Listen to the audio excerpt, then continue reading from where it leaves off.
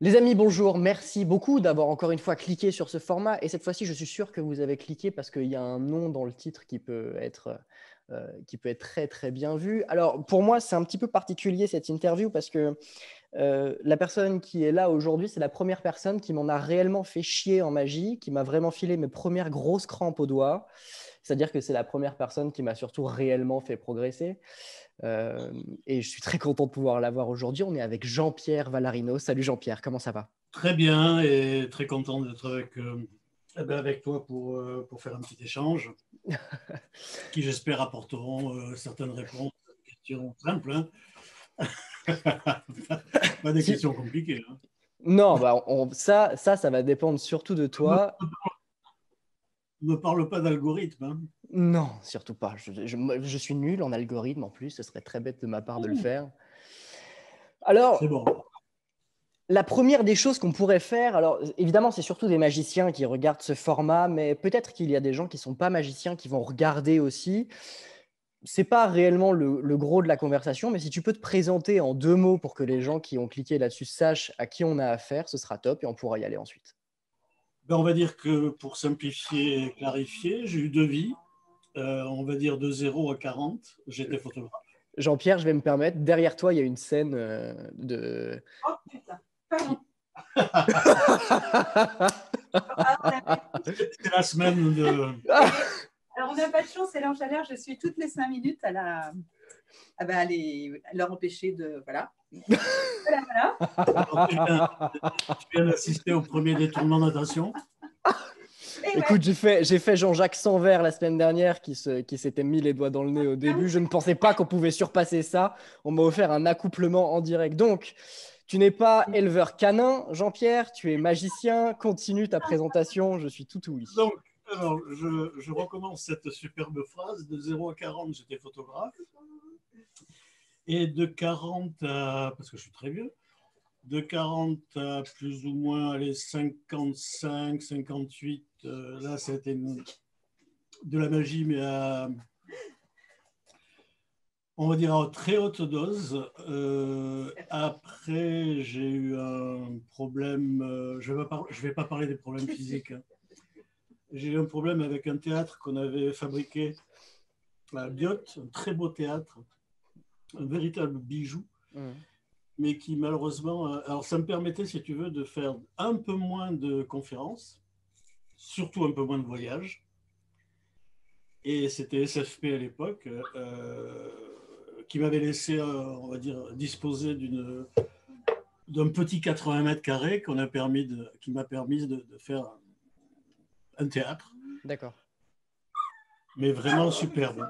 Et ça permettait effectivement de garder ce côté contact avec les gens. Et puis de l'autre côté, comme je voyageais beaucoup moins, je vendais mes tours, les créations que j'avais à la société SFP. Donc tout était réuni pour faire un avant-dernier virage sur la retraite, quoi. Mmh. On va dire un peu cool. Le problème, c'est que le théâtre a pris feu. Jamais personne n'a pu nous dire si c'était volontaire ou pas par quelqu'un de malveillant ou si c'était un accident. Enfin, il est resté un grand cendrier, si tu veux. Alors, pas bien sûr que le théâtre, il y avait toute la société où il y avait ses locaux qui a fini en cendrier. Et à partir de là, si tu veux, et la société n'existant plus, le théâtre n'existant plus, j'ai repris un peu les rênes en disant, ne voulant plus partir, qu'est-ce que je peux faire? Et là, j'ai recommencé, si tu veux, à finir une grosse série pédagogique que j'avais fait en magie et qui m'a toujours tenu à corps depuis le début. Mmh. Ça m'a toujours, vraiment, ça a toujours accompagné tout ce que j'ai fait. Chaque fois qu'il y avait un retour, si tu veux, d'un pays quelconque, je passais du temps à faire des DVD, enfin à l'époque c'était des VHS, euh, sur la pédagogie, sur apprendre des classiques, enfin bref. Et donc j'ai repris ça, et puis à un moment donné, j'ai eu un coup de téléphone d'Arteco qui m'a dit, puisque maintenant tu n'es plus chez SFP, entre guillemets, et que voilà, est-ce que tu voudrais qu'on puisse faire une collaboration? Donc il a acheté mon nom, et donc j'étais en exclusivité avec lui, tout ce que je pondais, ça partait chez Arteco. Ça s'est terminé il y a à peu près une dizaine d'années, en gros. Et puis de retour, entre guillemets, chez moi, n'étant pas un grand fanat de tout ce qui est informatique, ni montage, ni quoi que ce soit, et on a eu la chance de connaître Sophie, qui était de multifonction. J'ai pu reprendre, si tu veux, en fait, ce que je faisais un peu avec Arteco, avec SFP à l'époque. C'est-à-dire commencer un produit, puis aller jusqu'au bout. D'accord. Parce que c'est vrai que toi, si on segmente ta carrière à partir du moment où tu commences à vraiment faire de la magie, c'est que c'est pas tant des prestations, parce que je crois que ça ne te plaît pas trop, les prestations d'événementiel qui t'amènent sur ce chemin-là, mais c'est vraiment la transmission. C'est vraiment faire des DVD, faire des conférences partout dans le monde, c'est faire… J'ai eu la chance de commencer parce que, sans le savoir, c'est ce que j'aimais et que j'aurais jamais imaginé quelques années avant faire, hein, bien sûr, parce qu'il n'y avait rien de programmé là-dedans. Et finalement, quand j'ai commencé, j'ai pas commencé comme un magicien, on va dire, d'opening table. Tu sais, j'ai commencé directement, en fait, avec des démonstrations, des conférences. Et ce qui fait que je me suis senti bien de suite, parce qu'il y avait un échange immédiat. Et il n'y avait pas cette espèce de, non pas obligation, mais de faire un show systématiquement tous les soirs, tu vois, etc. Tu faisais un show, mais tu savais qu'il y avait des explications derrière. Bien sûr. Et finalement, j'ai continué comme ça et j'ai refusé très très longtemps une très grosse agence de production qui est devenue un ami après, qui faisait énormément d'événementiels, très important sur la Côte d'Azur. Avant qu'il y ait eu les problèmes de guerre en Irak et tout, où les Américains ont commencé à mettre le frein sur je viens en France, tu vois, etc. Et puis un jour, j'ai dit oui parce qu'il était tellement sympa et gentil, avec mes conditions, qui ne sont pas des conditions de star, hein, mais en disant moi, tu es gentil, vu que c'est des très grosses soirées, tu me laisses prendre tout en main, je forme les magiciens pour les thématiques de tes soirées, tes conventions, et moi, je fais juste les VIP. Les chiens derrière sont en accouplement, on ne voit. Je vais merde, tourner. Mais non, tu peux pas. Non, tu vas péter tout. Tu peux pas. Tu peux pas. Pas dans ce sens-là. Il se tourne pas vraiment dans ce sens-là. Ah, c'est bon, c'est bon. Tout est bon. Tout est bon. C'est bon. C'est bon. Ouais, du coup, il y a cette agence de production que tu as refusée pendant très longtemps. Il y a eu Arteco pendant à peu près 10 ans. Moi, c'est à ce moment-là que je t'ai découvert. Un peu moins. Ça a duré 5 ans. Oui, mais ça s'est arrêté il y a 10 ans. C'est ce que tu as dit avant. Ah oui, il y a à peu près en gros 9 ans. Moi, c'est à ce moment-là que je t'ai découvert. Tu fais partie des premiers DVD que j'ai achetés avec l'encyclopédie des routines de cartes et l'encyclopédie des techniques de cartes. Et c'est vrai que la première chose qui m'a frappé en voyant ta magie, c'est l'esthétisme. C'est la fluidité du geste, le handling qui est très léger. Et puis souvent, d'ailleurs, en regardant Champagne, en regardant tes différents shows qui t'ont emmené en présentation, c'est que on se passe souvent de paroles et on fait souvent accompagner avec de la musique. Pourquoi ce choix ? Alors au départ, il était technique parce que je ne parlais pas du tout anglais. Donc pour arriver, si tu veux, à Champagne, il faut quand même que je raconte la rencontre qui était chez Deville, un magicien italien qui habite à Menton et qui connaissait très bien Richard Ross et qui l'avait invité, lui et sa femme. Là, je prends un raccourci parce qu'il y a eu un contact avant. Et Deville voulait que je fasse, que Richard Ross m'embauche pour son nouveau congrès mondial en tant que conférencier. Donc, il me demande de venir chez lui le dimanche où Richard Ross était là et avec quelques vidéos qui s'appelaient en fait à l'époque des clips. Ces clips étaient réalisés pour la FAP qui avait eu lieu en 89 et où le président Audouin Rambaud m'a dit, j'étais au club, fais ce que tu veux, carte blanche. Et là, je me suis dit, à partir du moment où je peux faire carte blanche, je peux faire ce qui me plaît. Donc ces clips, en fait, étaient sur télé, bien sûr. On ne voyait pas ma tête, jamais. Il n'y avait que de la musique. Ça m'évitait de rentrer dans ce que j'aimais pas trop forcément, dans le baratin des tours, enfin, etc. Et je pouvais faire la magie qui me convenait, c'est-à-dire celle qui me permettait d'aller vite. En fait, en gros, je n'aimais pas tellement me voir. En gros, je n'aimais pas trop entendre ce que j'avais à dire, qui n'avait pas l'air très intéressant en soi, quoi. Et ensuite, tout ce que je voyais par rapport aux conférenciers à l'époque où j'étais encore photographe, mais que je fréquentais le club, bah, ça me convenait, puis quelque part, je ne me voyais pas le faire. C'est un peu trop long, quoi. Voilà. Ouais. J'aimais tout ce qui est court. Et bon, maintenant, pour revenir à Richard Ross, tous ces clips qui avaient été filmés pour le congrès et qui ont fait effectivement le démarrage, hein, sans que je le sache, parce que on y reviendra peut-être tout à l'heure, parce que ça fait partie un petit peu des chances que les gens trouvent sur leur chemin, quelque part. Et Richard Ross a voulu voir 4 ou 5 fois ces clips en me disant non, non, je ne le prends pas. Moi, ce qui ne m'aurait pas étonné du tout, j'avais fait le tour devant personne. Il me dit non, il faut qu'il fasse ce concours. Donc là, pas rigolade, je dis non, tu plaisantes, j'ai jamais rien fait. Bref, c'est surtout un concours mondial, quoi. Ouais.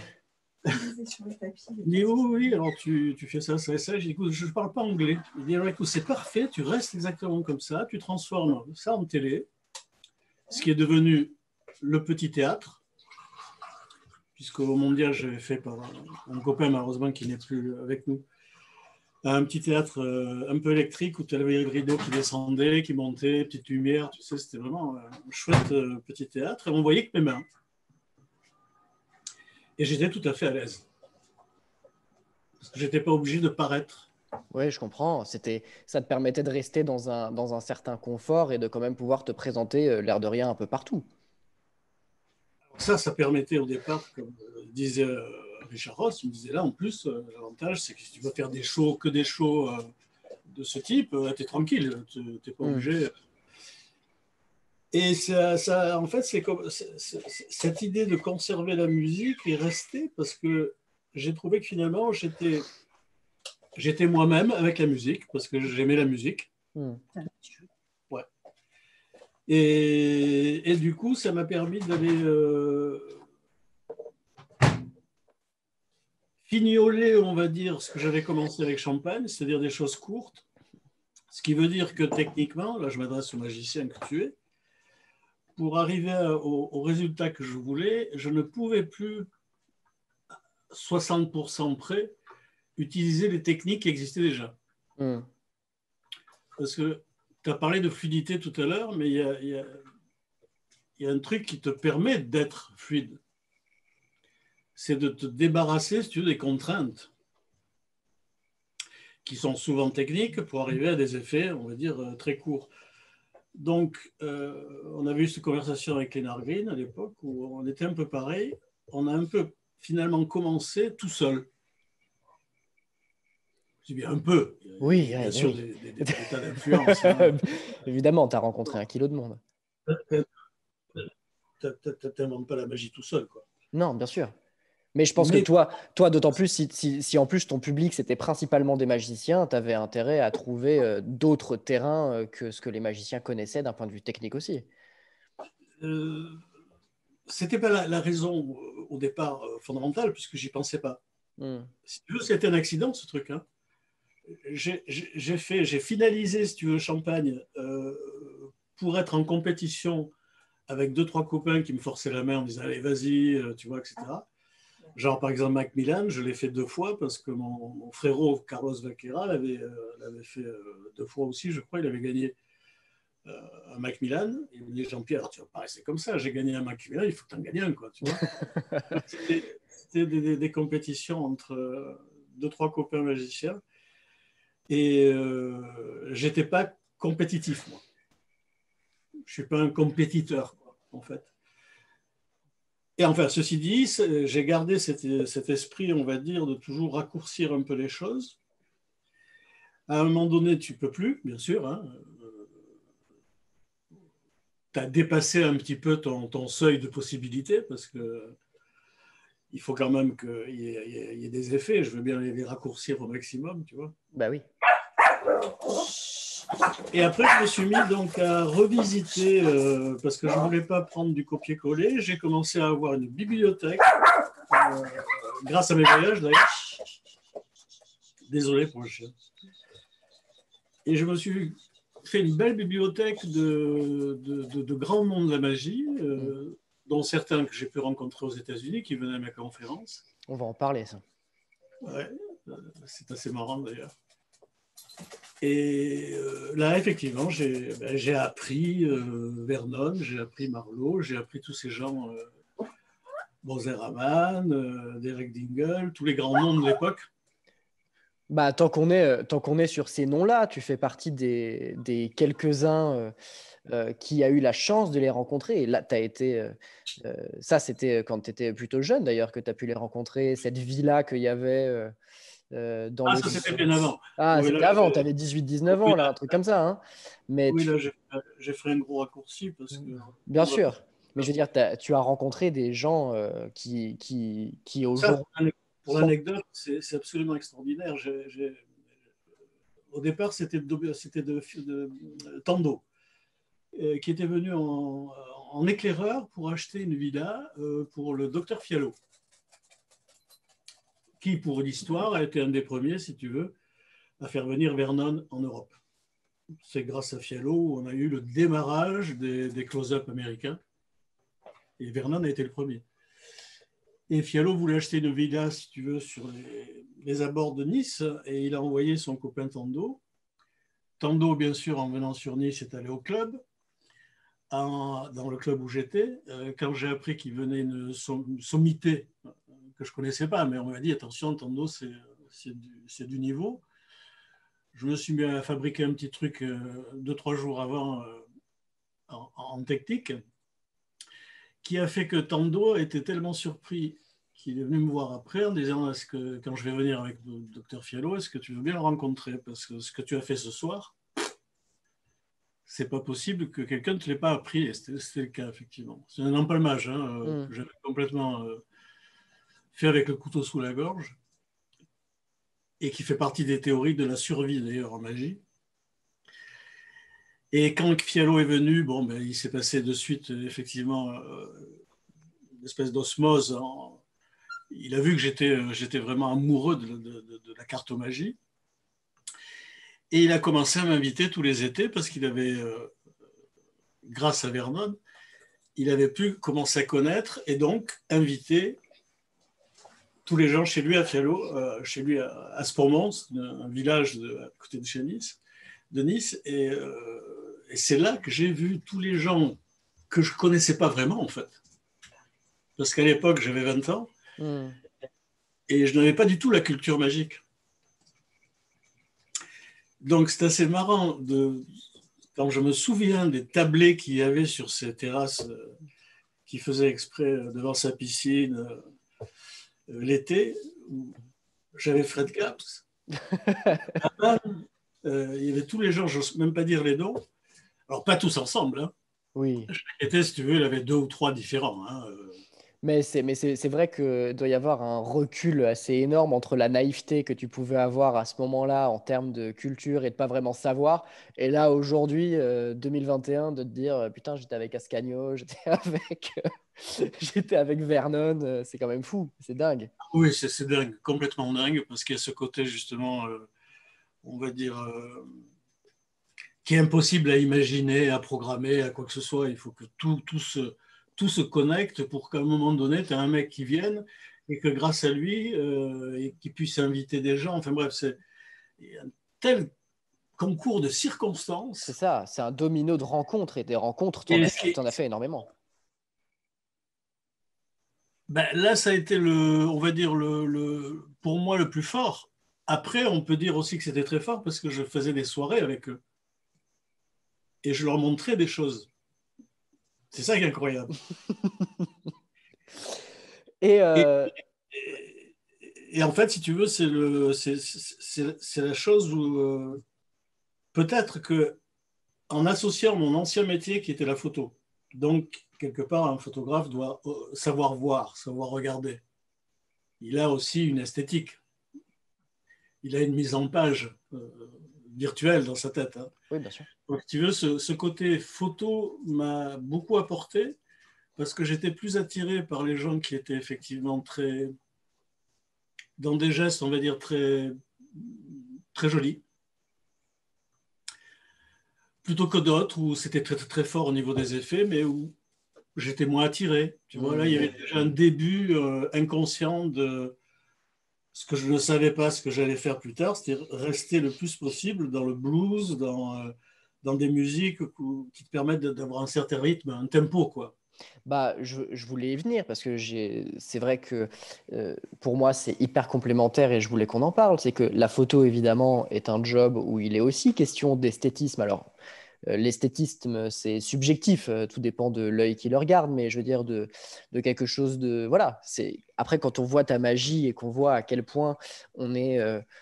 En fait, quand les cartes sont dans les mains de Jean-Pierre, j'ai toujours eu l'impression que les cartes faisaient leur vie toutes seules. J'ai toujours eu l'impression qu'elles circulaient dans les mains de Jean-Pierre Alors, comme s'il ne les touchait pas, quoi.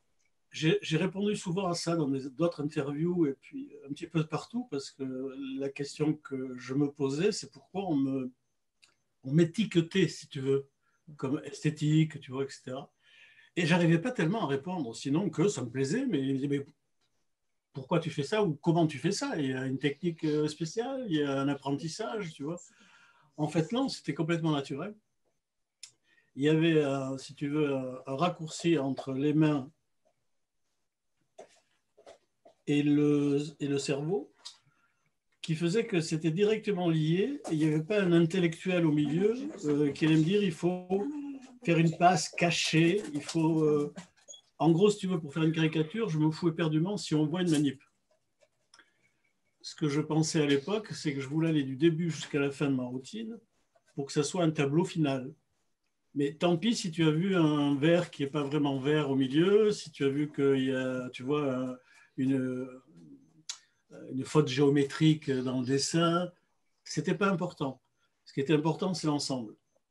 C'est intéressant ça, parce que quand je vois ce qui se produit aujourd'hui par les jeunes magiciens, je pense notamment à ce qui se fait en Angleterre en ce moment et même un peu partout dans le monde, c'est que les jeunes magiciens cherchent avant tout la perfection technique Oui. et le côté frappant de l'effet. Alors, on est en réel décalage, du coup, avec ce que tu viens de dire là, qui est, on s'en fout de voir une manip, le principal, c'est le tableau. Quel regard est-ce que tu portes là-dessus? J'ai deux regards. Le premier, c'est admiratif, parce que pour moi, le fer de lance de tout ça, celui qui a vraiment représenté cette nouvelle génération, même s'il est très jeune, avec l'association des gimmicks et de ces tours de main, on va dire, c'est Shinling. Oui, ce qui est vrai. Je voulais te poser la question sur Shin Lim, parce que... Vas-y, continue. Euh, Juste avant, il y avait les Dead and Dave. Et j'ai d'ailleurs commencé à apprendre, grâce aux interviews de Dead and Dave, qui s'était inspiré de Champagne. Parce qu'il y a presque 20 ans d'écart, hein, Bah oui, oui, clairement. Oui, c'est... si c'est pas plus. Ah, il y a même peut-être 30 ans d'écart, non? Ah, peut-être 30 ans, oui. Oui, 89, 90. Oui, 90, oui, ça fait 30 ans. Ouais, ouais, bah oui. Ouais. Donc j'étais un peu à l'avant-garde, on va dire, d'une magie qui ne se faisait pas du tout, qui a provoqué énormément de critiques, surtout françaises. Et il a fallu que je passe, quand je dis je, c'est parce qu'on m'a demandé, je n'aurais jamais rien fait de moi-même, que je passe par les États-Unis pour que je sois traduit par eux, pour qu'on prenne au sérieux, si tu veux, le petit français de Nice, qui était en plus pas parisienne du tout. On est déjà à l'extérieur de la France, hein, tu vois, Nice, Hmm. par rapport, par rapport à Paris. Et il a fallu qu'il y ait cette espèce d'éloignement d'un côté et puis d'un rapprochement de l'autre qui a fait que là, on a commencé à prendre au sérieux les quelques parutions qui passaient dans Genil, par Kaufman et les autres. C'est là d'ailleurs qu'on a découvert le room account. Et en fait, à partir de là, j'ai commencé à prendre. Alors, à partir de là, maintenant on revient, si tu veux, à Champagne. Quand je suis arrivé au congrès, en fait, prêt pour faire ce champagne, m'attendaient déjà plein de, non pas des producteurs, mais des présidents de fédérations. Ils m'attendaient déjà. D'accord. Sans que je puisse commencer à faire quoi que ce soit, avec en gros, pour faire une image, les contrats déjà dans les mains, pour faire des tournées de conférences, tu vois. Parce qu'ils avaient vu des mains qui se baladent, parce que mes clips étaient partis un peu de partout. Et tout le monde se dit, mais qu'est-ce que c'est ça? Dedans, il n'y a pas de tête, on n'entend pas parler. Voilà.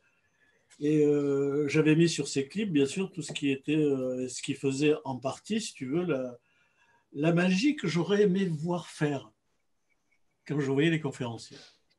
Voilà. Et donc, concours ou pas concours, j'étais déjà dans la situation du mec qui allait se dire, qu'est-ce que je fais? Je laisse tomber la photo et j'y vais, parce que c'est quelque part trop... Bah, ça fait un peu rêver quelque part, tu vois. Oui, bah, complètement. Et puis là, visiblement, d'un point de vue financier, ça allait pouvoir tenir la route. Tu pouvais lâcher le travail de photographe. Je ne savais pas. Non, ça, j'en savais absolument rien parce que la première année, j'y suis allé avec Champagne, ce qui ne me faisait gagner absolument rien du tout parce qu'à part mes notes de conférence, je ne vendais rien. La deuxième année, j'ai commencé à puiser dans les petites créations que je faisais pour moi. Je me dis, tiens, on va essayer de les commercialiser. Ce qui fait que, si tu veux, quand tu partais, tu commençais à revenir avec un pécule qui te permettait de tranquillement, on va dire, vivre normalement, quoi.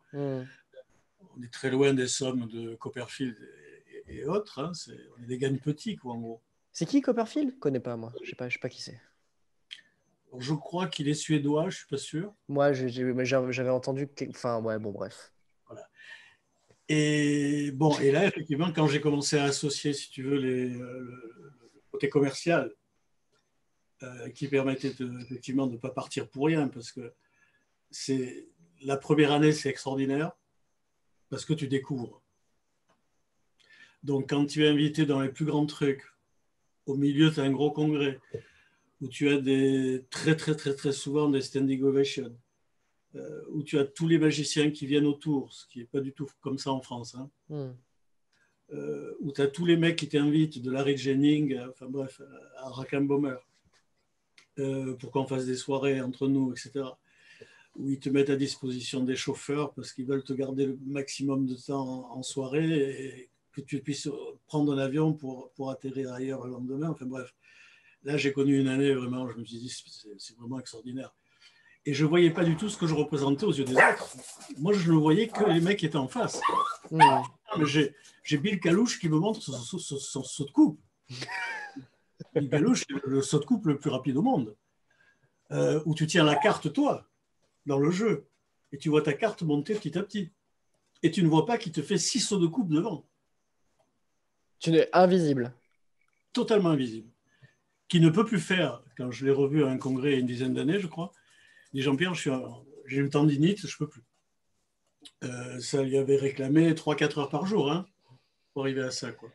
Bah oui, d'autant que, alors, parce que si on fait une petite intersection sur le saut de coupe, le saut de coupe, et notamment le Classic Pass, bon, toi, tu as fait un DVD complet sur les sauts de coupe hein, de manière générale, mais c'est très à la mode en ce moment. J'ai l'impression que le saut de coupe, tout le monde doit savoir le faire. J'en suis pas sûr et je cherche, moi, dans tous les cas, je cherche pas spécialement à le faire invisible, mais comment dire, les techniques qui sont comme ça, hyper à la mode, tu me dis qu'elle l'a toujours été, donc toi, tu as fait un DVD dessus.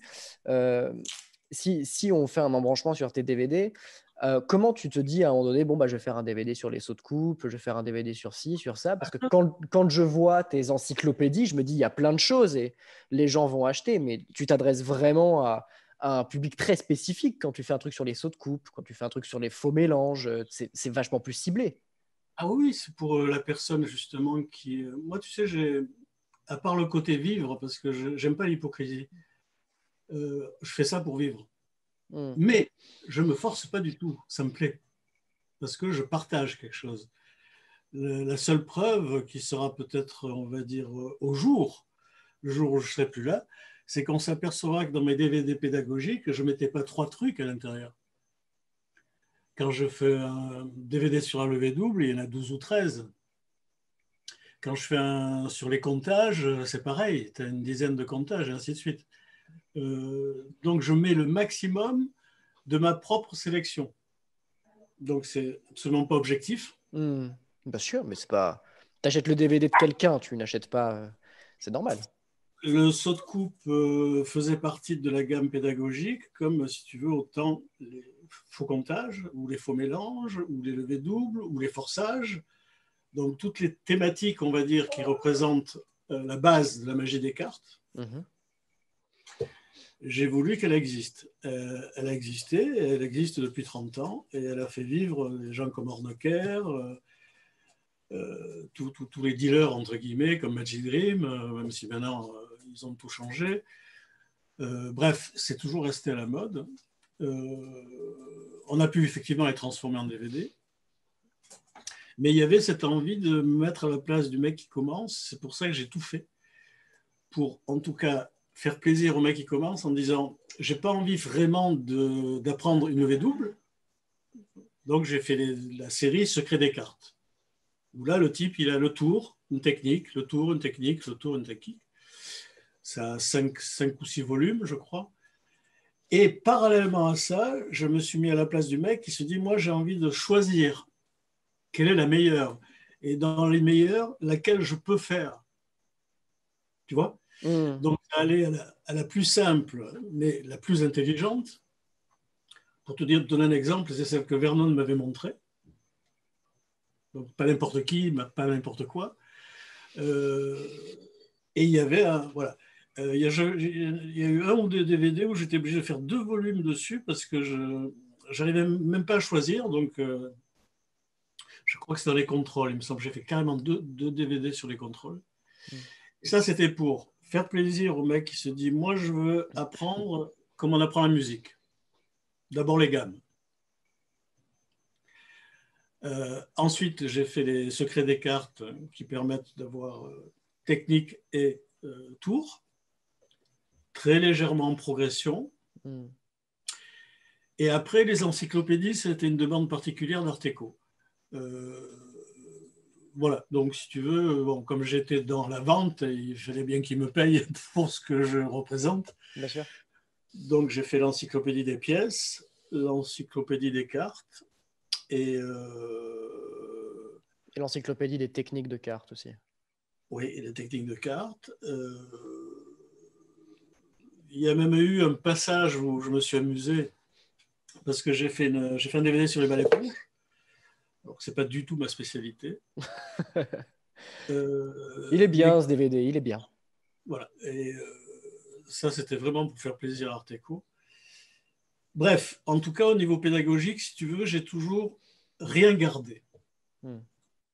Voilà. En règle générale, je garde absolument rien. Donc, pour avoir quelque chose demain, si je t'ai montré un truc aujourd'hui, il va falloir que je le cherche cette nuit. Voilà, c'était... ça passe, ça file et t'oublies et puis tu passes sur autre chose, quoi. Donc, il y a ce double côté qui est je voulais partager. C'était une façon de rendre, si tu veux, à la magie ce qu'elle m'avait apporté. Et puis après, il fallait vivre. Bah oui. C'est pour ça qu'on répond plus, si tu veux, à des mails de gens qui comprennent absolument rien en me disant mais comment ça se fait que vous faites payer 20 € un bandwidth parce qu'il y a une élastique. J'ai dit ben écoute, fais pareil avec un élastique et puis tu verras que tu voudras le vendre ce qui coûte. Il ne faut pas oublier non plus, si tu veux, que nous, en première ligne, mais il ne faut pas oublier que quand le tour sort, il y a 3 personnes après toi qui bouffent dessus, jusqu'au dealer. Faut vraiment que ce soit clair pour les gens qui regardent, parce que du coup, j'ai cette expérience des achats et des DVD de Jean-Pierre. C'est qu'avant, il disait qu'effectivement, il n'était pas que quelques trucs dans un DVD.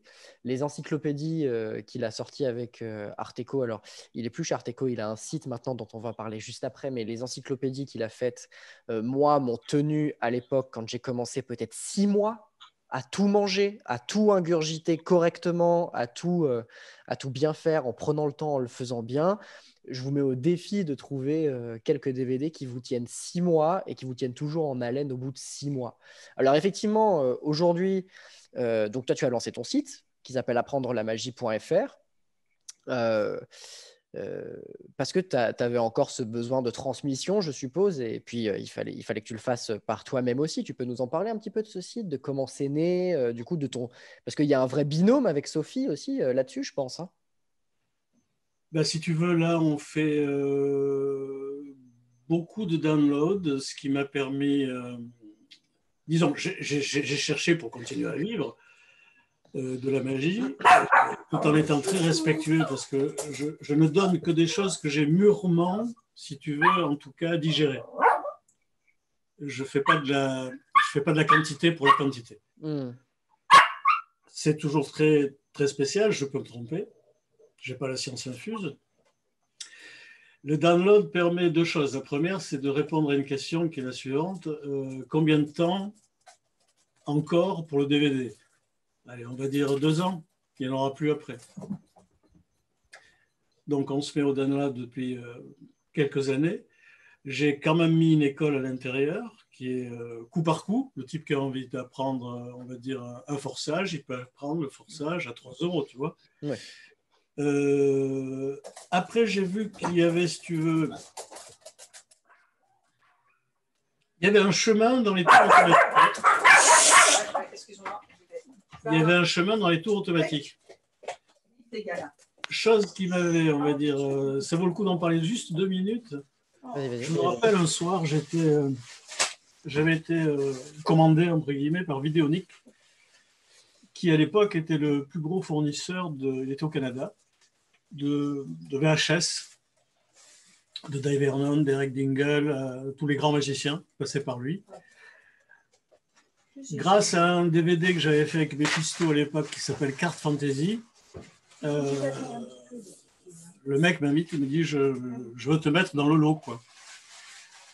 Et j'étais entre, si tu veux, le départ de 2-3 magiciens et mon arrivée, ce qui fait que j'ai pu rester un tout petit peu une nuit avec eux. D'accord.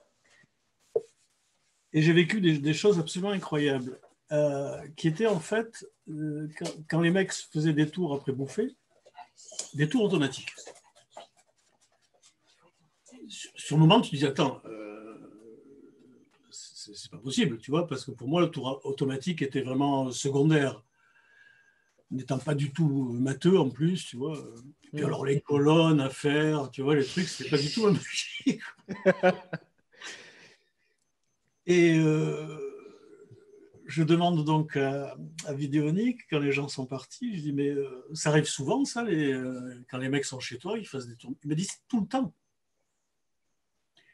Et il me raconte une anecdote de Haman, qui avait fait son VHS avant.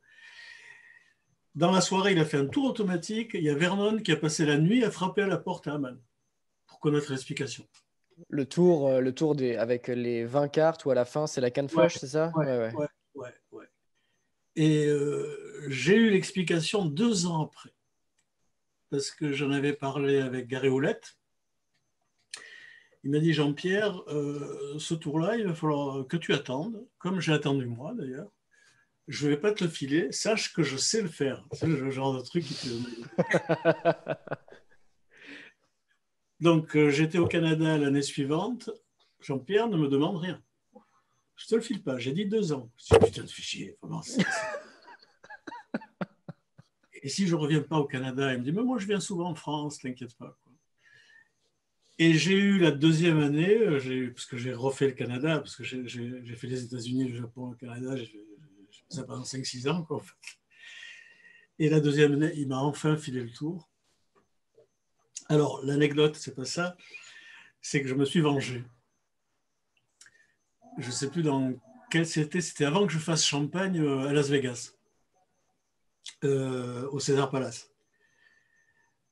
Gary Oulette venait avec une équipe de tournage pour faire un petit film touristique et magique, de scène, hein, avec des magiciens américains et autres qui voulaient tourner sur la région. C'est vrai que la région est très belle. Et, bon. Et le soir, ils vont tous à Monte-Carlo pour bouffer, au cabaret de Monte-Carlo. Et le grand truc, c'était que c'était ce que je ne t'ai pas dit tout à l'heure, en fait, c'est que j'ai fait beaucoup de table à table, mais je faisais 1 mois par an au cabaret.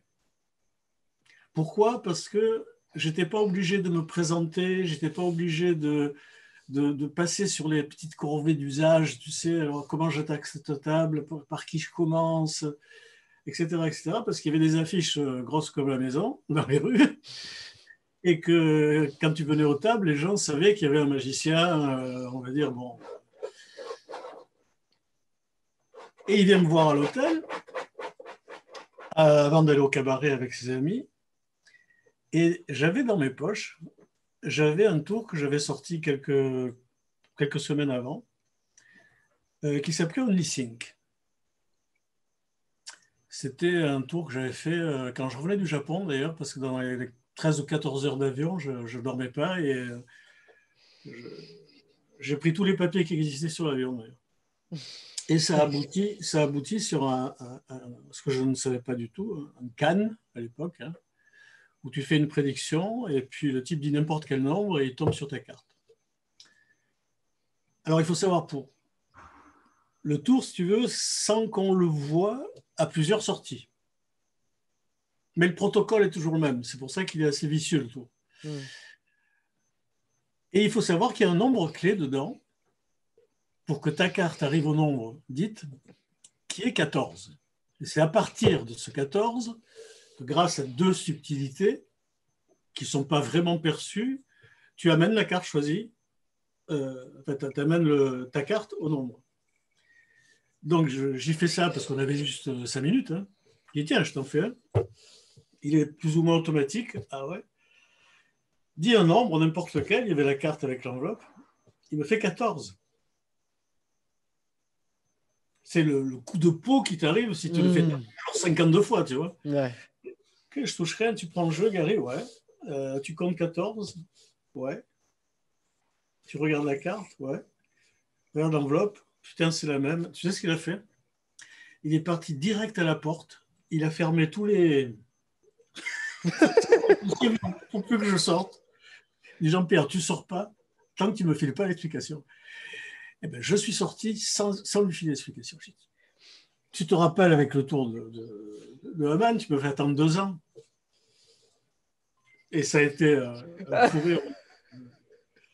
Et tu l'as fait attendre 2 ans? Non, je crois pas. Non. Comme on se voyait assez souvent, je crois que c'était quelques mois après où j'allais au César Palace. Là, j'avais filé le tour. Qui a été repris après par Schimling, d'ailleurs, où il a mis 2 cartes identiques. Et après, l'idée a été piquée par beaucoup de personnes, mais qui avaient tous des cartes truquées. Donc, on ne le sait pas, mais finalement, ma version est très pure parce que le jeu est normal. Ouais, bah oui, parce que c'est vrai que quand on voit Shinlim, c'est beaucoup de gimmicks. Et j'y pense d'ailleurs parce que le dernier tour que tu as fait qui a vraiment bien marché à l'international, si je dis pas de bêtises, c'est Face of This World qui est parti chez Murphy's. Ouais, Off-World. Off-World. Ça, ouais. Face of World? Off-World. Il n'y a pas Face. Ah, pardon. Après le premier, il y avait Face, et après, il y a eu encore une variante, un genre de V2 2.0, et c'était Off-World simplement. Ah ouais. D'accord. Ouais, Parce que... voilà. Alors peut-être qu'effectivement, le premier que j'avais fait ici, c'était Face. Voilà, et après, avec Murphy. Et après, Murphy l'a appelé Off-World. Version carrément, ouais, ça c'était parce que l'original s'appelle Out of This World. enfin le tour de base, hein, voilà. Ah oui, le grand classique comment il s'appelle ce grand magicien? Oui, moi aussi. Ça me reviendra, mais enfin, c'est. Et bon, ça te reviendra plus tard. Je suis sûr que tu as Là, fait une... c'était l'exemple aussi, si tu veux, de la possibilité de pouvoir continuer à vendre de la magie en faisant aussi une petite visite chez les choses qui n'ont jamais été touchées vraiment. Je ne suis pas prétentieux de le faire. Je dis, je vais essayer. Donc, en essayant d'aller, si tu veux, sur les cartes folles, sur Off-World, d'autres, des collectors. Qu'est-ce que je peux apporter pour qu'il y ait un gimmick, que le tour se fasse le même effet que l'effet d'origine que tu fais avec des manipulations ou des subtilités. Et c'est là que tu trouves des idées ou pas. Ça dépend. Hein. Parce que peut-être que je vais dire une bêtise, mais je pense pas. C'est que, évidemment, tu crées beaucoup de nouvelles choses, mais il y a un vrai intérêt aussi à ce qui a été fait. Ce qui a été fait avant et comment on peut ramener ça au goût du jour, même si certains n'ont évidemment pas pris une ride. Et aujourd'hui, ce que beaucoup de magiciens font, c'est, sentiment perso, hein, c'est de délaisser un petit peu tout ce qu'il y a eu avant pour vraiment recréer quelque chose de neuf. Je ne suis pas hyper partisan de ça. Je suis plus dans l'idée il faut toujours avoir un œil dans le rétro pour mieux avancer. Mais c'est quoi, pour toi, tu fais ça parce que ça t'intéresse surtout de reprendre des tours classiques et de les remettre au goût du jour? Ou est-ce que c'est aussi pour toi une manière de faire un hommage? Je pense aussi à ta série de DVD des hommages, des inspirations Vernon, Marlowe et Ascanio avec Carlos Vaquera. Il y a un petit peu les deux. C'est vrai que je suis toujours partagé par cette vérité qui est il faut que tu vives de quelque chose, mais pas de n'importe quoi. Donc, si je peux faire les deux, c'est pas mal. Ça veut dire que si je peux partager, faire découvrir ces grands magiciens aux gens qui commencent, tu vois, c'est quelque part leur rendre hommage dans le bon sens du terme. Là, il y aurait beaucoup à faire, c'est sûr, parce qu'il y a beaucoup de magiciens, on va dire, qui méritent largement d'être sur le devant de la scène. Et la seule chose que je regrette un peu, c'est qu'avec cette nouvelle magie, on va dire, partie par Eden and Dave, c'est-à-dire la cardic trick où il faut 14 doigts, j'ai bien peur à la sortie, si tu veux, parce que ça a quand même créé une nouvelle vague. Hein. J'ai bien peur que si le jour où on arrive à un plafond, parce qu'on ne peut plus avoir 15 doigts à la place de 14, si on revient en arrière pour apprendre les bases, les mecs vont faire du golf à la place, parce que tu ne peux pas, on va dire, mettre au même niveau de visuel d'une super technique qui te fait tourner la carte au bout du pouce après de l'index et puis du coude, parce que ça réclame un travail monumental et puis certainement une joie formidable quand il arrive, tu vois. Et si le mec il doit descendre à commencer à apprendre une simple V double, il va s'emmerder, quoi. Oui, c'est sûr. Et du coup, il n'aura pas envie de savoir que la V double, c'est pas simplement une technique, elle est associée à une, si tu veux, à une mise direction, elle est associée à une action de transit, elle est associée à plein de trucs psychologiques, pas une simple levée double, comme tu fais simplement tourner une carte autour du pouce. Et vouloir apprendre tout ça, je pense que c'est plus facile pour un débutant qui n'a pas vu les Américains, ou les Japonais maintenant, surtout, faire ce spectacle, on va dire, ce feu d'artifice, qui, n'oublie pas, est quand même basé sur toutes les bases. Tu prends par exemple, je crois l'avant-dernier qui avait gagné le championnat du monde, tu sais, il met une ficelle au milieu, là. Eric Chien. Ouais. Tu t'aperçois que c'est tout basé sur la passe de Marlowe, qui est la fausse donne sur la table, que tu m'entends le Totalement. Qui a été reprise par Lennart Green.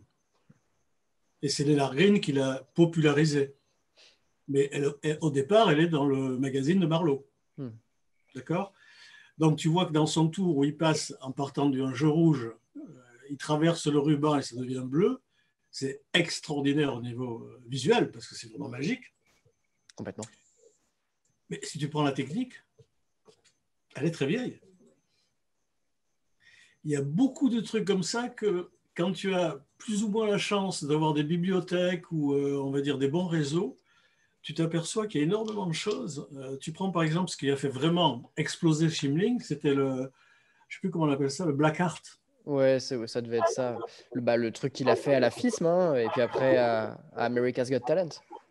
Tu mets, on va dire, 300 personnes qui regardent ça et qui ne connaissent pas le Black Art, c'est magique. Par contre, le Black Art, c'est Daniel Roth qui m'a filé le nom, je ne sais plus comment il s'appelle, pour que j'achète le bouquin, où le type en parle. C'est un bouquin de 1930, où il fait un petit développement sur le Black Art, parce que je voulais justement faire un... Et tu t'aperçois que Shimling, il va chercher les trucs, alors, pas n'importe quoi, hein. Il a l'œil, le mec, hein, puis il a des assistants à côté de lui. Hein. Mais ça montre aussi, quelque part, si tu veux, qu'il y a quand même une grosse base qui est dans les mains de ces types, qu'il a formule. Il la forme un petit peu de façon à ce qu'il y a ce côté un peu qui crée des débats. Je montre une certaine dextérité, ce qui fait qu'en soi, c'est du spectacle, on ne peut pas le renier. Par contre, le type est plus capable de créer une surprise. Parce que dans ses mains, quand il a fait 25 coupes, on se dit que tout est possible. Après, tout est possible pour les gens qui le regardent. Parce qu'ils ont vu quelque chose qui est impensable, tu vois.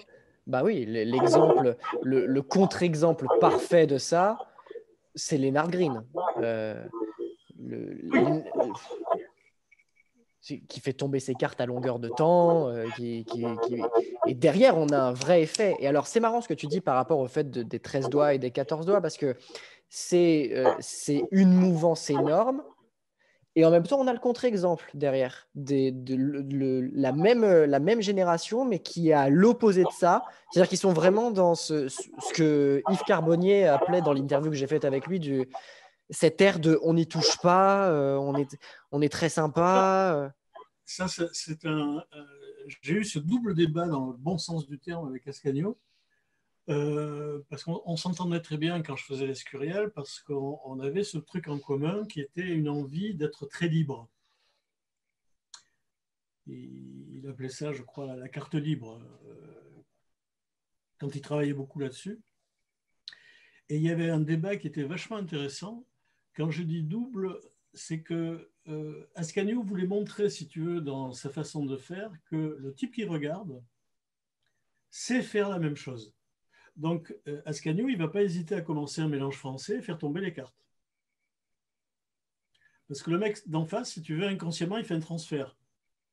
Parce que lui, quand tu joues à la bataille, tu joues au poker ou n'importe quoi, tu n'es pas forcément un technicien. Hein, les gens qui ne sont pas magiciens font tomber les cartes. Donc, Ascanio, il avait, si tu veux, comme caricature pris cet exemple, que je l'ai vu faire. Hein, je l'ai vu faire en spectacle. Où dans son approche, il avait choisi, et j'ai pris son idée quelque part, je veux dans ces 2-3 tours que les gens qui vont réfléchir à ce que j'ai fait n'aient aucune possibilité de remonter quoi que ce soit parce que pour eux, je n'ai pas touché le jeu. Alors quand j'ai dit je n'ai pas touché le jeu, c'est très peu. Oui. Et comme il va créer des parenthèses d'oubli, le fait que tu as pu à un certain moment enregistrer que tu as touché le jeu, dans 10 minutes, tu n'y penses plus. Et il a fait une belle expérience par rapport à ça. Après, il avait, comme tout le monde, tu fais un tour, il n'a pas du tout envie de montrer qu'il ne sait pas toucher le jeu. Mais ça montrait qu'on avait 2 possibilités et qu'on pouvait les choisir en fonction de notre état d'âme du moment. C'est pour ça que quand je suis parti dans ce sens où je me disais, c'est pas inintéressant, parce que moi, c'était un peu le contraire, même si c'était très court, c'est ce qui me plaisait d'ailleurs. Je m'en fous si on voit à un moment donné un truc qui ressemblerait à un saut de coupe. Je m'en fous. Ce qui est important, c'est la fin du tour, c'est la fin du tableau. Et après, j'ai commencé effectivement à prendre au sérieux ce qu'il disait par rapport à la réflexion des gens. Et c'est comme ça que d'ailleurs j'ai amené Lennart Green à faire son truc. C'est quand j'ai mis au point, entre autres, tu sais, le contrôle de carte. Mhm. Tu sais où tu mets la carte à l'intérieur? L'optical control. Optical control, ouais. Et ça, c'est pour montrer, si tu veux, qu'il n'y a pas eu triple coupe avant, un choix de carte, le truc complètement, on va dire, paradoxal. Allez, je vais perdre votre carte. Tu vois? Ou là, tu montres que tu es en train de la récupérer. Pas là. Et pour montrer que tu ne touches pas le jeu, tous les contrôles où justement tu touches très peu, vraiment très peu, et où le geste est, on va dire, très fluide dans le sens où je mets vraiment la carte à l'intérieur. Allié, pas de problème. Vous pouvez mélanger si vous voulez. Et toi, ta carte, elle est déjà dans la poche, ou, tu vois. Donc ça m'a aussi aidé pour commencer à revisiter quand j'ai revisité en me disant, putain, là, il y a 4 manips, il faut en virer 2. Tu vois? Donc il faut que les 2 que je garde fassent ce que faisaient les passes que j'ai virées. Et là, tu rentres dans un truc qui est doublement intéressant, parce que ça te fait gamberger. Alors moi, je me mets de suite un peu de musique, parce que ça m'accompagne. Et de temps en temps, tu trouves, et c'est comme ça que j'ai trouvé, sur des thématiques, on va dire, très, très classiques, des possibilités d'avoir des chemins complètement différents. Quand tu vois, par exemple, toute la file de trucs qui existent dans un collector, et 80% c'est les mêmes, tu as un zip cut, tu as un tilt, tu vois, etc., etc. Je me suis enlevé tout ça pour dire, je ne veux pas faire tout ça pour faire un collector. Donc ça te fait gamberger pour justement... Oui, tu voulais aller le plus droit au but possible, en fait. Quand j'ai fait mes coupes qu'il y a dans Champagne, d'ailleurs, pour récupérer les as sur le jeu, je l'ai trouvé parce que tout ce que j'avais lu, de Vernon à Marlowe d'ailleurs, te faisait faire des techniques qui amenaient les as sous le jeu. Toutes. Quand tu mets 4 cartes et que tu fais le multiple, ouais, bien sûr. Prof, ça va dessous. Donc pour moi, ça m'allait pas parce que il fallait que de dessous, maintenant ça passe dessus pour que je fasse mes apparitions. Donc ça me faisait perdre un temps et que j'ai comblé par simplement le strip, je sais plus comment staircase control, qui fait qu'en fait tu mets les 4 as au milieu avec une simple coupe, ils sont dessus. Donc cette idée, si tu veux, m'a fait beaucoup progresser dans le sens où si tu n'as pas l'envie d'aller chercher des tours, même s'ils sont avec des grandes signatures, en disant bah, je ne vais pas toucher ça, tu vois, et que tu te dis merde, il n'a pas pensé à ça. Ou alors, pourquoi tous arrivent au même truc? Il n'y a pas moyen de faire le contraire, tu vois. Et tout ça m'a permis effectivement d'avoir des conférences à un certain moment qui sortaient un tout petit peu de Champagne. Parce que c'est vrai que ce qui m'était arrivé au Japon, j'ai pas voulu que ça se reproduise. C'était la 2e ou la 3e année que je faisais les tournées. Et au Japon, la première, c'était d'ailleurs à Tokyo, où j'ai eu un public où l'organisateur m'a dit Jean-Pierre, surtout, tu ne files pas d'explications. Hein. C'est tout l'intérêt des conférences. Parce qu'ils s'en foutent dans le sens, ils viennent te voir. Ils veulent voir ce numéro en vrai. Pour certains, ça sera faisable, pour d'autres, pas du tout, peu importe. L'idée, c'est qu'on fait un spectacle, et après, tu vends tes tours, qui n'ont rien à voir, tu vois. Et juste après le spectacle, où j'étais très frustré, j'ai dit merde, les mecs, ils ont payé une conférence et ils ne veulent pas d'explication. Tu vois. Et là, j'ai vu une queue, 20 mètres de type, un derrière l'autre, qui voulaient tous acheter des tours, des fois en double, pour leurs copains qui n'avaient pas pu venir. Et j'ai trouvé ce moment-là particulièrement intéressant parce que j'ai commencé à reformuler mes conférences. C'est-à-dire que je mettais davantage de tours revisités que ma magie particulière. Parce que c'est vrai, quelque part, souvent, les gens me disaient voilà, attends, on sort de la conférence, on n'a rien appris. Quoi. Ouais. À part le room account. Donc là, j'ai commencé à revisiter, pouvoir avoir des conférences sur des tours, on va dire, que les gens connaissent, mais de l'angle où je vais le chercher, ça permet un bon débat, ça permet un bon échange, ça permet d'expliquer pourquoi, etc. etc. Voilà.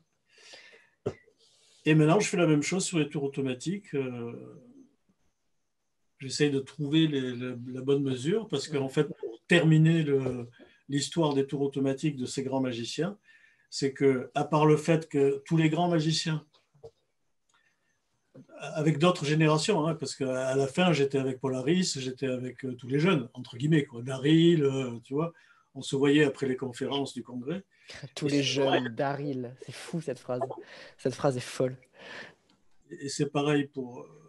Il faisait aussi des tours automatiques, et c'est là où j'ai compris effectivement que, à part le fait que tu peux, l'expression est pas très jolie, tu peux plus baiser personne à un certain niveau. Ils voient pas, mais ils savent ce que tu as fait. Par contre, dans les tours automatiques, si les mecs, ils ont justement la perle que les autres n'ont pas, et c'est leur recherche permanente, tu vois. C'est intéressant ce que tu dis de ce truc de... Alors, au début, les tours automatiques semblent une bonne solution pour pas mal de gens qui n'ont pas envie de s'engouffrer dans de la technique et qui ont quand même envie d'avoir des choses. Et puis en progressant, ils se disent, bon, bah, va peut-être falloir que j'aille dans la technique quand même si j'ai envie de faire un truc décent. Et quand on arrive au haut niveau, eh ben, on en revient au truc de se dire, bon, bah, si j'ai quand même envie de tenir la route face à mes copains magiciens, va falloir que je fasse des tours automatiques, quoi. Alors, si tu as la chance de trouver dans les principes qui sont quelquefois différents, il n'y a pas un million de principes en mathématiques des cartes. Je crois que j'ai un copain qui est très spécialiste qui m'a dit en gros, il y a 10 principes. Il n'y en a pas plus. Pour te donner un exemple sur le Gilbert, tu as peut-être 500 tours différents, mais qui sont faits sur la base du Gilbert. Que Hornecker a beaucoup exploité, le Gilbert, d'ailleurs. Ah, totalement. Donc, quand tu as la chance de tomber sur des principes qui le permettent, tu te fais un petit luxe de foutre, on va dire, une manipulation dedans qui va éviter simplement trois étapes. Trois trucs. Ça devient hyper intéressant parce que là, tu es sûr, le mec, il est saisi. Et comme j'ai vu que, si tu veux, il y avait quand même un stade à ne pas dépasser hein, au niveau technique, ça ressemblait plus à de la subtilité que des mouvements de technique qu'on connaît, des mouvements un peu particuliers, on ne va pas dire que c'était technique. Et après les subtilités, et j'ai vu qu'il y avait une grosse... moi, j'ai pas clientèle, j'ai beaucoup de personnes qui me suivent, que j'ai créé l'envie, si tu veux, en faisant les DVD automatiques. Donc, le premier faisait 50 tours, tu vois, de classique de tours automatiques. Après, j'ai fait le volume 2, le volume 3. Après, j'ai fait un semi-automatique. Et maintenant, comme je sais, si tu veux, que le DVD va bientôt s'arrêter, c'est des downloads où tu achètes ton tour mathématique. Et celui qui a fait le plus gros succès, je crois, c'est Psychic Tricher. Ah, Psychic Tricher, ouais, clairement. Ouais. Psychic Tricher, le jeu est mélangé. Le type, il prend une partie du jeu qu'il veut et tu lui dis regarde la carte la plus haute. Donc le mec, il mélange le jeu, il coupe une partie, bon, pas tout le jeu parce que tu mets l'heure. Hein. Il prend une partie du jeu, il regarde la carte la plus haute. Ça peut être un 10, ça peut être un valet, ça dépend de ce qu'il a, hein, puisque c'est mélangé. Le type, il regarde et tu dis dame de pique. Et là, il s'en va et il t'envoie des textos avec des gros derrière, tu vois. Ah, puis, et puis, tu as perdu un copain. Quoi. Non, puis ce qui est beau dans celui-là, c'est qu'il est non seulement hyper fort, mais qu'il est d'une simplicité. Ah, il est d'une simplicité monumentale. Et ça, c'est pas... Quand on connaît l'explication, on pleure. Et ça, c'est partie des recherches que je voulais faire et que j'ai vite laissé tomber parce que ce n'était pas trop mon truc. J'ai commencé à prendre des sources sur les tricheurs, tout ça. Sachant que ce n'est pas trop mon truc. C'est-à-dire, je sais faire les manips. Enfin, je sais faire. Elles sont correctes. Je ne suis pas un grand technicien, mais elles sont faites, quoi. Et j'ai trouvé effectivement à un moment donné une idée pour Catras. Dans une routine, il y avait à un moment donné un truc à faire. J'ai récupéré le truc à faire qui était dans la routine. Je me dis, putain, avec ça, on va faire une durée. Et après, écoute, j'ai eu effectivement tous ces gens. C'est pour ça qu'à l'heure actuelle, bon, c'est un peu à cause du Covid. Il y a Murphy qui m'a pris 4 tours en production, mais c'est bloqué en Inde parce qu'il fait les fabrications, on va dire, à l'extérieur. Ouais. Et il y a beaucoup de pays qui sont arrêtés à cause du Covid. J'ai reçu exceptionnellement le portefeuille, qui est passé à travers, on va dire. Mais les autres sont encore, depuis le mois de mars, ils sont là-bas, quoi. C'est long, hein? C'est long. Mais et alors,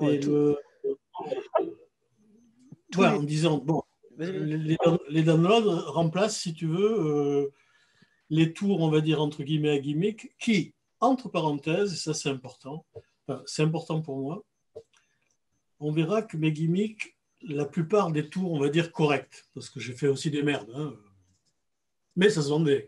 Bon. Par contre, tout ce qui est qui se rapproche à, on va dire, ma vision des choses, c'est que les gimmicks te font toujours travailler. C'est-à-dire, ce n'est pas un simple gimmick avec un flap. Tu fais ça avec la carte, elle devient bleue. Là, tu ne travailles rien. Tu fais un bel effet.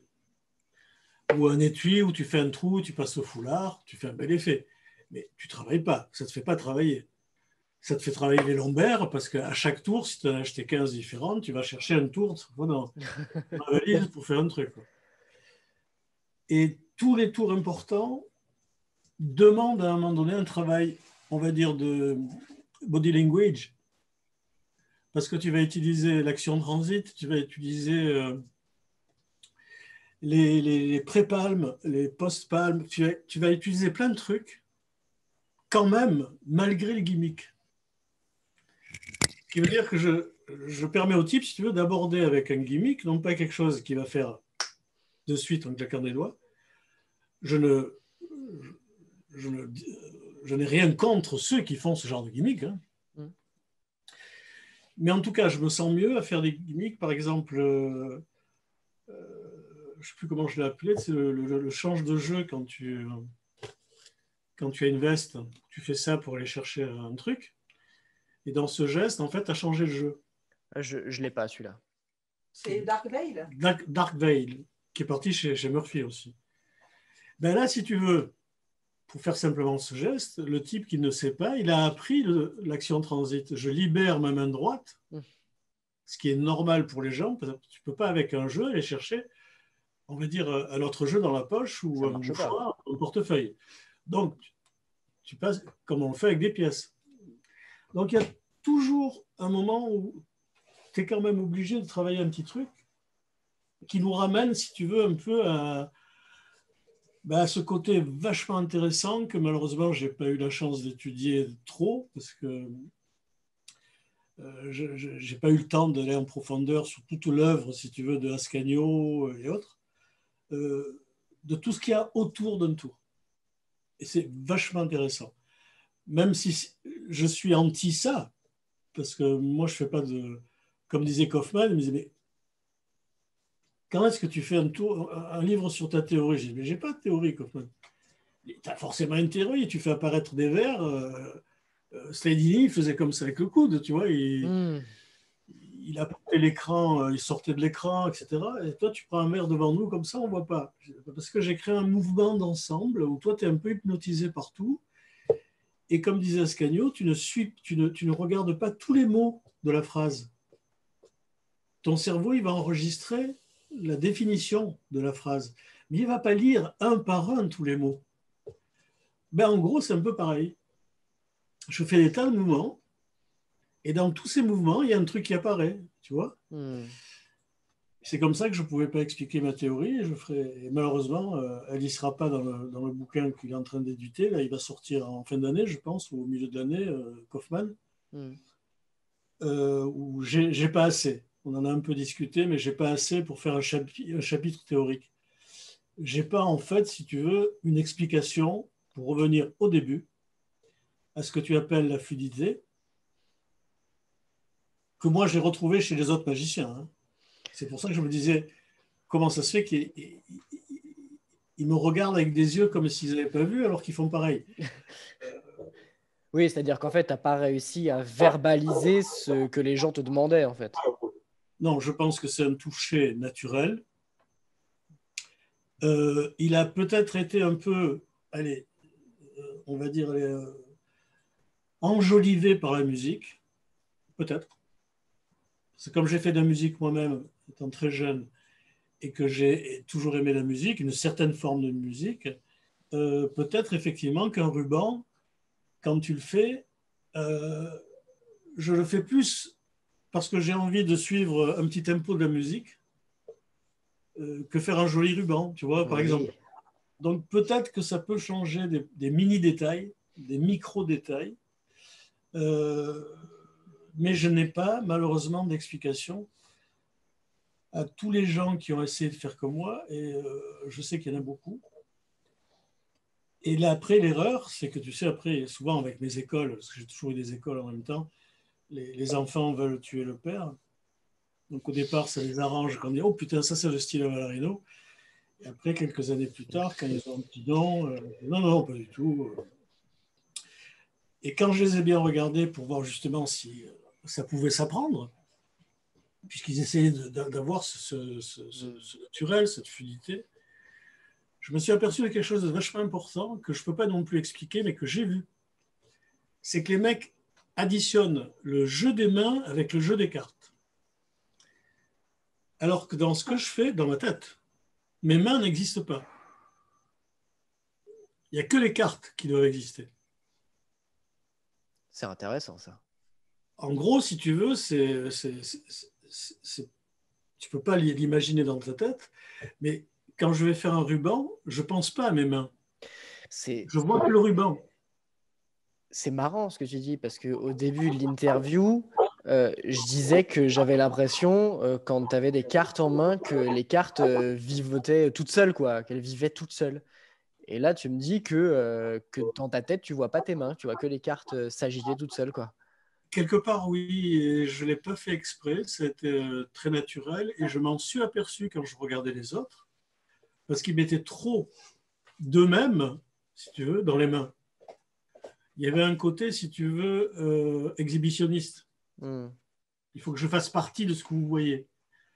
Alors qu'en fait, si moi je regarde la continuité de ma théorie que je ne peux pas, on va dire, écrire, c'est que si je me suis caché derrière un théâtre et si je ne veux pas que mes mains prennent trop d'importance, quelque part, si tu veux, il y a l'inverse de ce qu'on pourrait penser.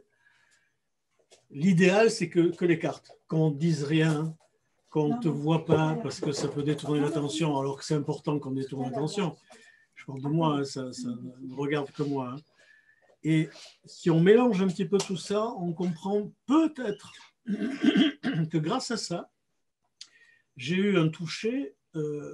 J'allais discuter avec Bill Kalouche, qui pour moi a un toucher exceptionnel, et qui disait la même chose de moi en disant pourquoi tu me regardes? Moi, quand je te vois faire, mon jeu il descend jusque dans les chevilles, j'ai pas envie de sortir. Quoi. Quand tu vois Hollingworth qui te demande le room account, dont je ne suis pas fier du tout, parce que c'est un truc. Bon, enfin bref, il est dans tous les bouquins maintenant. Si j'avais touché 10 centimes, j'aurais une bagnole maintenant. Qui explique à sa façon comment il voit le room account. Tu vois? Alors que là, c'est vraiment typiquement esthétique. Donc, c'est sûr qu'il ne faut pas, de façon, on va dire, simple, il ne faut pas l'isoler d'autre chose. Oui, Pas c'est sûr. directement. Mais Tu vois, il faut pour, qu'il y ait un petit ensemble autour pour qu'il passe. pour que si jamais il y a parce qu'on parle du room account depuis le début, alors moi je sais ce que c'est, mais j'ai pas des cartes sous la main. Je sais que tu en as. Peut-être que pour les gens sachent de quoi il est question, s'ils sont pas magiciens, tu peux le faire en vitesse. Ça prend 2 secondes, je le sais. Ouais, c'est possible. Attends, je vais voir si comme ça tu peux le voir mieux. Oups. Bon, on t'explique que tu veux montrer des jokes et que tu as que des jokes. Tu peux le montrer aussi comme ça. Bon, enfin bref, tu montres des jokes et puis d'un coup, tu as ce que tu veux sauf des jokes, tu vois. C'est donc un Haman. Enfin, c'est un Haman, j'allais dire, pas du tout. C'est ce qui a remplacé l'optical count de Haman. Voilà, c'est ça, c'est ce qui a remplacé l'optical count. L'optical count est donc plus, je dirais, plus droit, ça va Très plus. bon, c'est très bon. Ça, c'est quand j'ai voulu toucher, comme je te disais tout à l'heure, un truc hyper classique que personne n'a touché. Qu'est-ce qu'on peut faire différemment? Et c'est comme ça que le Roomba est... Par contre, l'avantage, c'est que le Roomba te permet beaucoup de choses que souvent, il est très difficile de faire avec le Haman Count. Et même quand j'étais à Chicago, il y a John Bannon, qui me dit « Jean-Pierre, tu n'as pas pensé à faire un forçage ?» Je dis « Ben non. » Il dit « Tu peux faire un forçage avec le Roomba. » Ça doit être un sentiment génial d'avoir des gens qui viennent te voir en disant « Mais tu sais qu'avec ta technique, tu peux faire ça ?» Et ce qui fait que ça devenait très simple, parce qu'en fait, si tu veux, ça m'a permis de faire après des routines où là, à la place effectivement de prendre dessus quand tu tournes, tu prends vraiment dessous pour montrer que tes cartes sont différentes. Et le mec, au moment où il dit stop, tu prends dessus. Et là, tu as forcé ton as de carreau, qui était dessus au départ, tu vois. C'est intelligent. Et ça te permet effectivement de faire des routines parce que tu vas prendre et ne pas prendre. Donc, ça t'ouvre des portes pour faire des routines un peu plus sophistiquées. Oui, par contre, le seul truc, effectivement, si avant ou après, il y a un petit truc esthétique, c'est pas plus mal de le mettre. Si par contre, il n'y a rien d'esthétique, à un moment donné, tu comptes les cartes comme ça, ça s'inscrit dans un ensemble. C'est toujours pareil, il faut qu'il y ait effectivement une ressemblance. Je veux faire un petit post coup de gueule, parce qu'il me semble qu'il n'y a pas longtemps, tu as fait une interview bénévolement et gentiment pour Virtual Magie. Ouais, et il a pas ils voulu. ont squeezé le sujet. Ah, ça, c'est vachement sympa. Ouais. C'est super sympa. Je crois que je vais lui faire de la com, là. Ouais. Je vais faire de la pub. Donc, Jean-Pierre, parce qu'on arrive doucement à presque 1h15 d'interview, en général, je termine ces... D'ailleurs, là, c'est beaucoup plus des conversations, quoi. Je termine ça par quelques questions qui emmènent des réponses plus courtes. Et avant de faire ça, de ces quelques questions, je tiens à dire que la majorité des tours dont tu parles et toutes les choses que tu apprends on peut les retrouver de manière individuelle, comme tu l'as dit, technique par technique, ou alors en package plus gros sur ton site qui s'appelle apprendrelamagie.fr. Je vous invite à y aller. En ce moment, il y a également un jeu concours sur Facebook, je crois, ton jeu concours, c'est ça? Oui. Alors, on va dire que c'est un petit. Je peux montrer la page. Oui, c'est histoire, voilà, parce qu'en fait, il n'y a pas beaucoup de visibilité. Donc, pour montrer la page, pour que les gens sachent que Jean-Pierre a un site, en fait, parce qu'il y a plein de gens qui ne savent pas. Donc, c'est pour communiquer purement. Et on offre, en fait, un JPV Wallet. Voilà, donc il suffit d'aller, de liker, de taguer. Enfin, c'est le petit truc classique sur Facebook. Et puis ensuite, il y aura un tirage au sort dimanche, par contre. Donc, je ne sais pas du coup si c'est pertinent, parce que le tirage au sort aura lieu dimanche. Ouais, ça, parce que je sais que l'interview, elle va sortir dans un moment, là. Ah ouais, alors donc, c'est pas la peine de parler. Bon, mais en tout cas, tous les tours sont disponibles sur le site de apprendrelamagie.fr. Ça, c'est clair et net. Et je vous invite fortement à y aller. Jean-Pierre, les quelques questions. Qui est-ce qui te met sur le cul dans la génération actuelle? On va dire, pour rester, sur le leader, c'est Ximling. Il sait faire beaucoup de choses. Techniquement, il est très. Enfin, il a une facilité à faire des trucs difficiles qui permettent de le mettre vraiment, si tu veux, en tête de liste. Parce que justement, il a su tout marier. Donc, sans aller chercher d'autres noms, si tu veux, sur la nouvelle magie. Autrement, l'ancienne, pour moi, quelqu'un que j'ai bien connu, qui représente vraiment la magie dans son état total complet, c'est Williamson. David Williamson. Ouais. Et par contre, après, encore plus vieux, on va dire, Vernon me plaît pour des raisons, on va dire, un peu personnelles, parce que j'ai eu la chance d'avoir un petit échange avec lui, où il voulait, quand j'ai rencontré ici, que j'aille aux États-Unis, un PP formidable.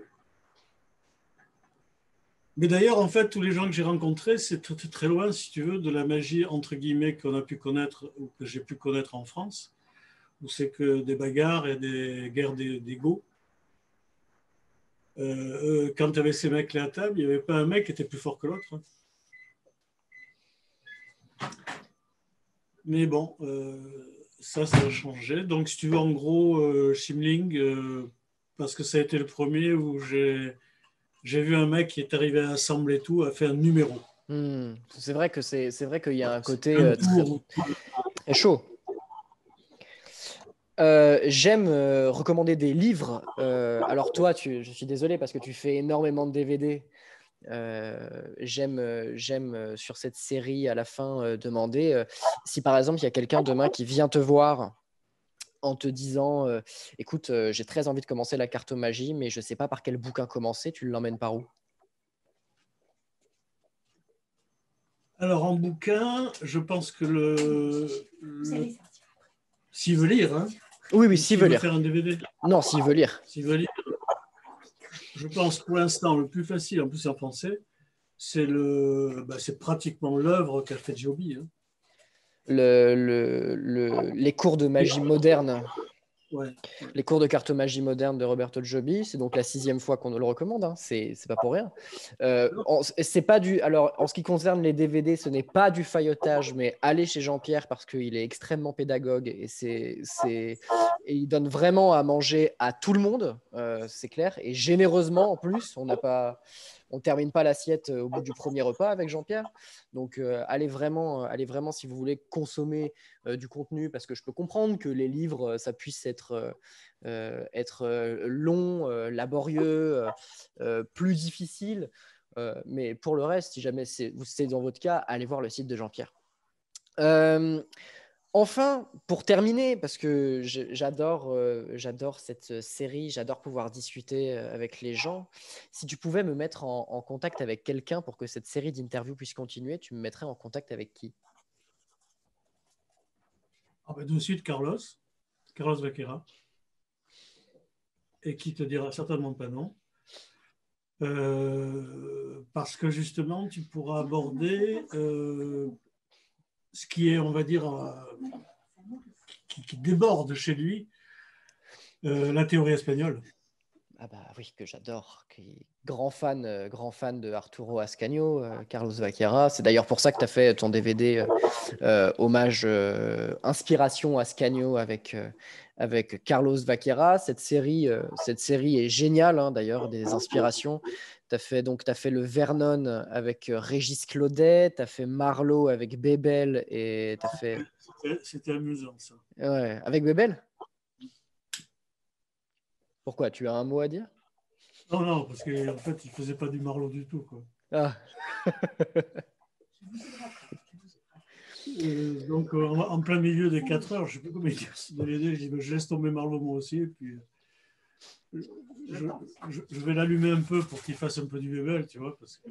Bon, de toute façon, l'œuvre de Marlowe est tellement grande que tu peux faire à peu près tout et n'importe quoi et dire que c'est Marlowe qui l'a fait. Donc, en soi, ça va.